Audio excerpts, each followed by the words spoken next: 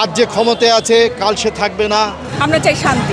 স্বাধীন বাংলাদেশে কেন পাহারা দিতে হবে? এটা ছাত্র জনতার বিজয়ের ফসল। আমরা যে স্বাধীনতার কথা বলছি, যে গণ অভ্যুত্থানের কথা বলছি, সেই স্বাধীন দেশে এই যে অরাজকতা চললো, যে সাম্প্রদায়িক নিপীড়ন হলো, এটা তো আসলে আমরা চাই।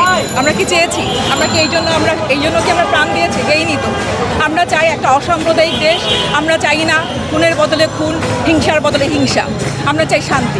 আমরা জানি যে অনেক ভাস্কর্য ভেঙে ফেলা হচ্ছে, অনেক শিল্পীদের বাছাই করে এটা মনেই হয় যে বাছাই করে তাদের উপর আক্রমণ হচ্ছে, তাদের বাসায় আক্রমণ হচ্ছে, সংখ্যালঘুদের উপর নির্যাতন হচ্ছে, অত্যাচার হচ্ছে। এটা যে দুর্বৃত্তরা করছে তাদের প্রতি আমরা নিন্দা প্রকাশ করছি। আমরা এই ছাত্র জনতার এই অভ্যুত্থান বিজয়ের পরে এক ধরনের একটা গোষ্ঠীকে আমরা দেখতে পাচ্ছি লুটপাটে লিপ্ত হয়েছে, ভাস্কর্য ভাঙছে, মুরাল ভাঙছে, আমাদের ইতিহাসের ঐতিহ্যের উপর আঘাত হানছে। আমাদের শিল্পী, আমাদের প্রিয় রাহুলদার বসত ভিটায় আক্রমণ করেছে, জ্বালিয়ে দিয়েছে, পুড়িয়ে দিয়েছে, অনেক ইনস্ট্রুমেন্ট পুড়িয়ে দিয়েছে। আমরা এটার জন্য ক্ষুব্ধ, আমরা এটার প্রতিবাদ করতে এখানে এসেছি। এটা ছাত্র জনতার বিজয়ের ফসল। এখানে কোনো হটকারীদের হাতে আমরা এই আন্দোলনের ফসল তুলে দিতে পারি না এবং চাইও না। আজ যে ক্ষমতায় আছে কাল সে থাকবে না। ক্ষমতার পালাবদল হবে। তবে এই যে বিভিন্ন জায়গায় অগ্নিসংযোগ হচ্ছে, লুটতরাজ হচ্ছে, এইটা ছাত্র আন্দোলনের সাথে যায় না। এই যায় ছাত্র আন্দোলনের উপর যাতে না বর্তায়, সে ব্যাপারে আমাদের সবাইকে সচেতন থাকতে হবে। এরকম কোনো সিচুয়েশন না ক্রিয়েট হয় যে মন্দিরকে পাহারা দিতে হচ্ছে, মসজিদকে পাহারা দিতে হচ্ছে, অথবা অন্য ধর্মের উপাসনালয়কে পাহারা দিতে হচ্ছে।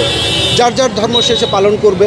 আমি অ্যাপ্রিসিয়েট করি যে মন্দির যখন ভাঙা হচ্ছিল, মাদ্রাসার ছাত্ররা যেভাবে আসলে পাহারা দিয়েছে, অ্যাপ্রিসিয়েট করি। কিন্তু স্বাধীন বাংলাদেশে কেন পাহারা দিতে হবে? এবং আমি মনে করি এই বাংলাদেশ সবার, এই মূল দাবিটাই আসলে একটা, সবার বাংলাদেশ হবে, নতুন বাংলাদেশ। একটা বৈষম্যহীন রাষ্ট্রে, আমরা যেই রাষ্ট্রের জন্য ছাত্ররা আন্দোলন করছিল, যেই বৈষম্যহীন সমাজের জন্য ছাত্ররা আন্দোলন করছিল, সেইটারই সংহতি জানিয়ে আমরা রাস্তায় নেমেছিলাম। আমরা জানি যে এটা একটা দীর্ঘ প্রক্রিয়া। সেই দীর্ঘ প্রক্রিয়ার অংশ হিসাবে আমরা আবার নেমেছি। যেই ধরনের অনাচার চলছে, যে ধরনের অ্যানার্কি তৈরি করার চেষ্টা করা হচ্ছে নানা রকম মাধ্যম, সেটা আপনারা সবাই জানেন কীরকম অ্যানার্কি তৈরি হয়েছে সমাজে। সেইটাকে যেমনি হোক অতি দ্রুত আমাদের থামাতে হবে। আমাদের বুঝতে হবে যে এই রাষ্ট্রে আর কোনোভাবেই একজন স্বৈরাচার যেন আবার প্রতিস্থাপিত হতে না পারে, এই রাষ্ট্রে যেন কোনো বৈষম্য না তৈরি হইতে পারে। ছাত্র জনতাকে আমি আসলেই স্যালুট করতে চাই।